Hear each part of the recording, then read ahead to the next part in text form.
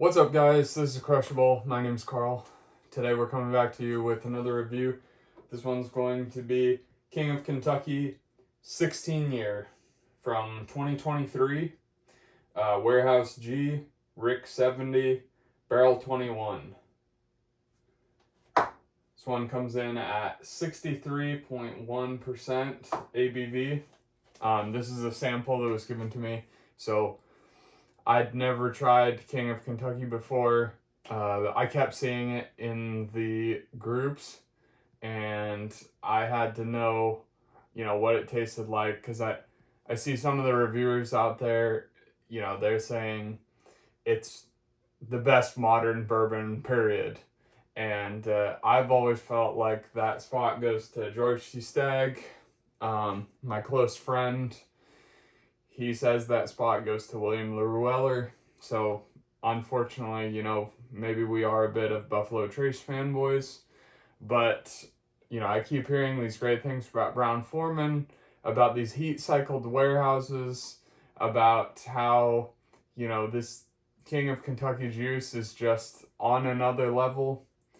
So, let's just get into it.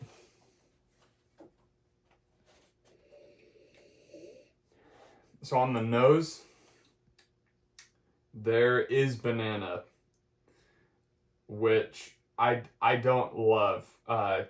Typically, my favorite fruits are gonna be the cherry, strawberry, blackberry.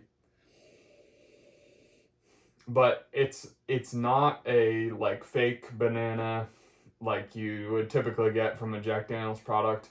This is like Bananas Foster. Underneath that, there's a breadiness. It's kind of like a bread pudding. It's like a boozy bread pudding. Almost like a rum raisin bread pudding. And then you took like banana puree and on top. So there's definitely some vanilla bean there. And then those are like the base flavors. Underneath that, you've got these like dark Rickhouse notes.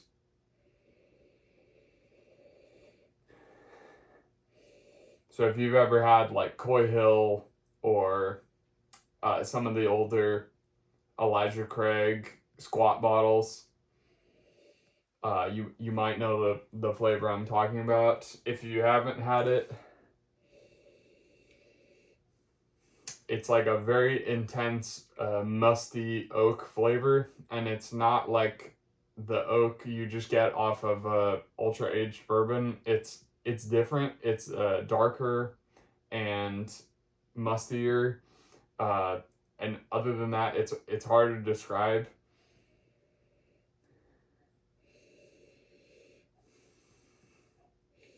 But it smells much different than the oak that you would say get off of a Buffalo Trace product. Like if I get oak off of Eagle Rare or Stagg or George T. Stagg, it's typically, it's just oak, whereas this is more of like a Rickhouse smell, if that makes sense.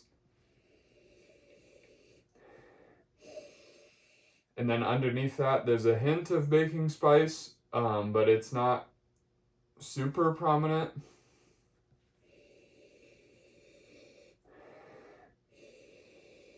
The nose is almost like closed off in a way. I mean, I do only have about half an ounce in here, but I would expect the nose to be jumping out of the glass a bit more, especially if you compare it to like George T. Stagg. The nose just jumps out of the glass at you, which I really like. Here it's much more closed off. So let's go in for a taste.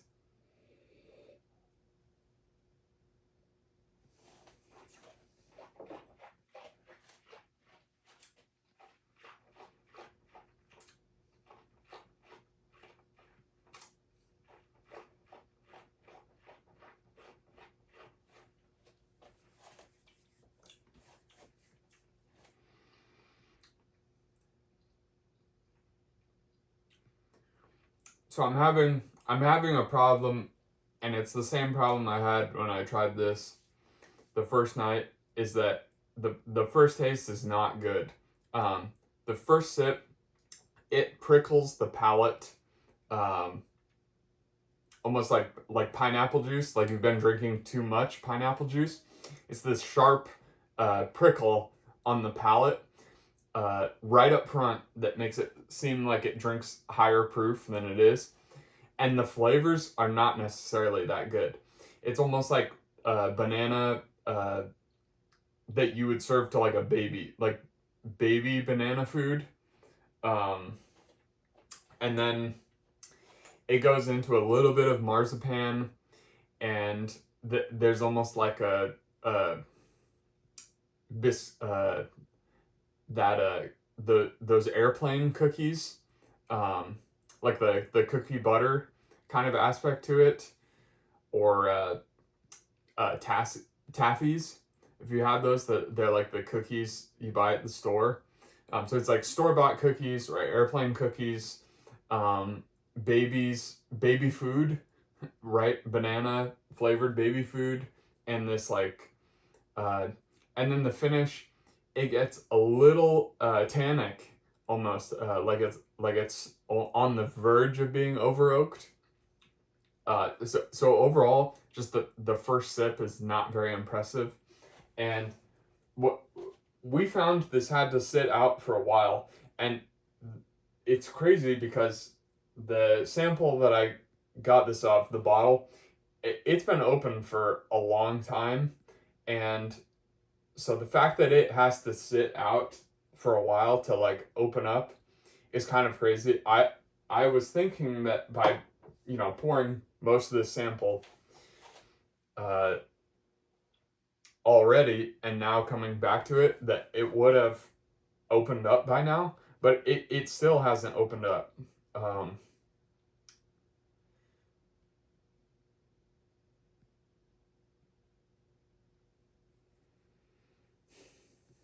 So I mean, I guess overall, like, just don't believe the hype on this one.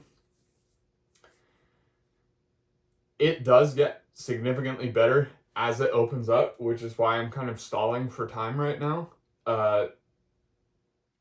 Because I want to give you the genuine flavor profiles that you get a little bit down the road. But I'm not sure if that's just because your first sip is acclimating to it, or if it does actually take, like 10 minutes to open up. But that being said, I wouldn't, don't go out there thinking, this is going to be significantly better than George T. Stagg or something, because I don't think it's that.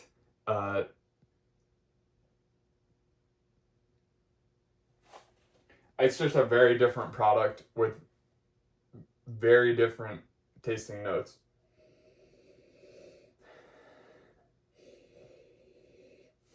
So there's a little, say, like cinnamon roll and cherry on the nose now, kind of like a dried cherry.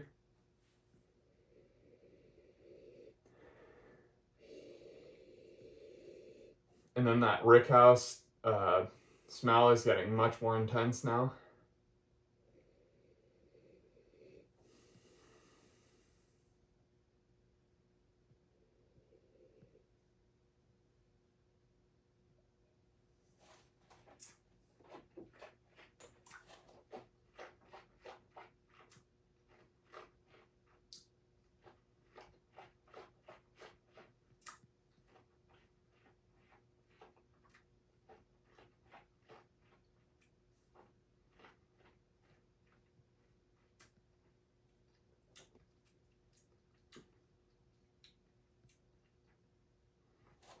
Yeah, the second sip's leagues better.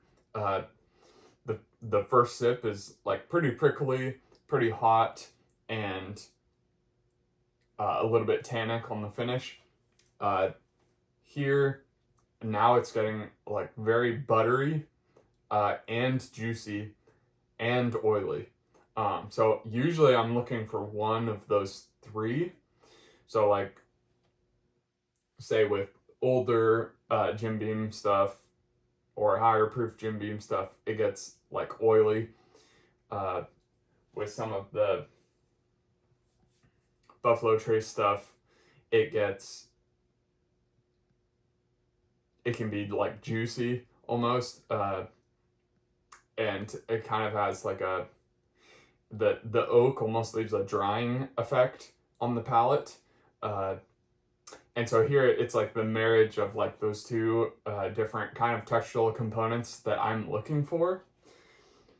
The problem is the flavors are just, they're not like jumping out to me. And so it's tough because we haven't like reviewed many like Grail bottles here on the channel yet. And so I can't like compare it to things that most people have tried. But, you know, that being said, you know, it wipes the floor with like the Weller lineup. It wipes the floor with like everything else that Old Forester releases. Like compared to Birthday Bourbon, there's no contest, right? Where it starts getting hairy is like a good Old Forester single barrel proof pick, or Old Forester President's Choice. Like a good one of those, I feel like could go toe to toe with this. And so I know this is a 2023 release, and I know the ones people go crazy for are like 18, 19, 20. And so, and those were K, Rickhouse K instead of G. And so those might be like significantly better, but I'm just not seeing it here. So in any case, to get back to the flavors, it's like Bananas Foster up front, and then on the mid palate, it starts to get much more, say, buttery, which is something I get from like some nicer wild turkeys. Like especially that Jimmy 70th, it's like very buttery, which surprised me. I would say much more so than most turkey I've had. So I liked that a lot. It's a very interesting textural component for a pretty low price. And this has it too, but I mean, here we're talking about a almost $2,000 bottle, right? So, I mean, you would expect it to like wow you, and it does not. All of the flavors are good, and I can see how some people would prefer these flavors to something like George T. Stagg, but in my opinion, it's not even close. Onto the finish, the Rickhouse Funk got better on the second sip, but it's still not impressing me that much, especially when you compare like the finish of Coy Hill. The Rickhouse Funk is so intense, it almost tastes like metallic in a way. And so you're like, after you swallow for like 5 minutes, you're left on this roller coaster of like going between this, say, like metallic taste, the Rickhouse Funk, and then this like super drying oak. And here it's much more mild. It's much more like tamed back almost. And you know, I see people comparing this to like 20-year bourbons. I see people comparing this to, you know, some of the best releases ever, and saying it's like the best modern day bourbon. And I just don't think that's the case. Like, if anything, like I think that Maker's Mark cellar aged has a much crazier like place in modern bourbon like Ellie's right now, just because it offers such a insane like textural ride like front to finish, whereas this is just not differentiating itself that much from Brown-Forman's other like core products to me. So I'll go ahead and finish it off.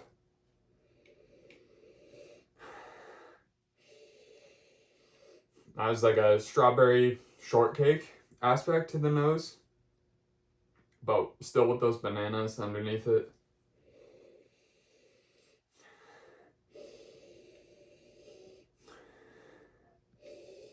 There's like a hint of something savory in there now too, but I can't quite place it.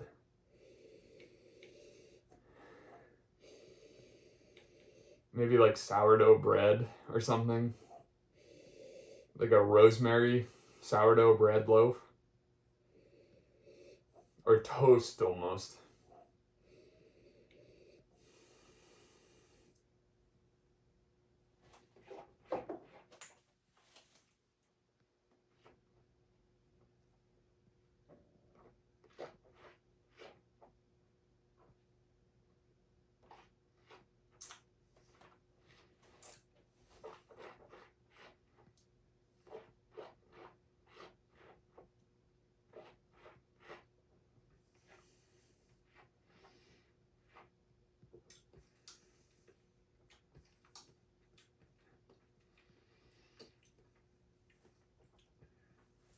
Once again, like the final sip's way better than the first. Like, this is the problem is, you know, I should have let this like sit out 10 minutes before if I was like trying to fully enjoy it. But because of the way that I poured it and I've showed you the like 3 consecutive sips, you should be able to see that like the flavor's like not staying consistent between sips. Like it is getting better, but even on that sip, like I don't think it's like, it's still just not that good.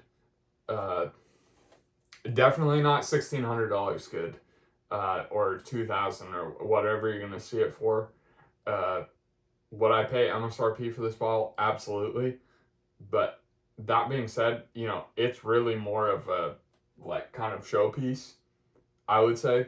I would much rather get Russell 15 at $250, or even GTS at $250, $300, whatever the King of Kentucky MSRP is. It's just not holding up to the standards that a lot of people have seemed to set for it. So like on that sip, it was kind of strawberry shortcake, it was bananas Foster, and then the flavors do start to roll into one another. So instead of kind of being like flat, it is now starting to have this kind of like wave of flavor components going in. So 1 second it's strawberry, 1 second it's banana, and then the next it goes into like cherry, and the next it's going into say like banana Laffy Taffy or some kind of fake banana kind of esque flavor, and then it goes into that Rickhouse funk towards the end and leaves you with this kind of like oaky finish. But to be honest, the finish is like mostly gone. Like I get like a hint of cherry, right? I'm not even getting like oak anymore, right? And after you drink like a really good bourbon, especially an older one at cask strength like this, I would expect a long, lingering oak finish, and I'm not getting that at all. So overall, you know, disappointed. It's good at MSRP. If you can find it at a bar, you know, I would say try it, because maybe you like Brown-Forman more than me. But, you know, it's a stretch for me even to go up to like $100 on a Old Forester single barrel proof, and I don't think any of their core products even come close to that. So if you disagree with me on that, then, and you think, you know, some of those can hang with Eagleware and Stag, or, you know, some of these other lineups, if you're a big Old Forester fan, then I would say, you probably will like it more than Stag, but to me the flavors just aren't as good, and the complexity is lacking up front.